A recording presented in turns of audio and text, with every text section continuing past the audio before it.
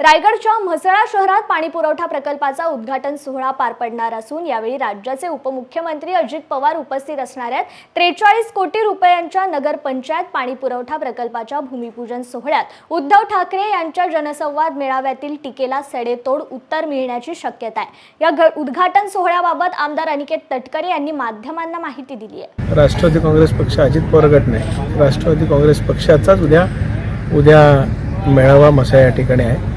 उद्या माननीय राष्ट्रीय अध्यक्ष राज्याचे लोकप्रिय उपमुख्यमंत्री अजितदादा पवार यांच्या उपस्थितीमध्ये महाराष्ट्र शासन नगरोत्थान योजनेमधनं जवळपास 44 कोटी रुपये खर्च करून होत असलेल्या म्हसळा शहर पाणीपुरवठा योजनेचा भूमिपूजनाचा शुभारंभाचा कार्यक्रम त्यांच्या हस्ते होणार आहे। मान्य खासदार तटकरे साहेब, मान्य आमदार आदित्यताई आणि असंख्य म्हसळावासियांच्या उपस्थितीमध्ये तो कार्यक्रम आपण करतोय।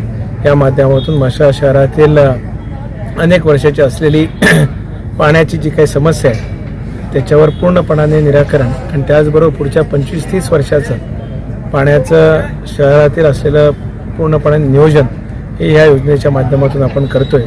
त्याचा भूमिपूजनाचा कार्यक्रम शहरामध्ये होणार आहे आणि आमचे नेते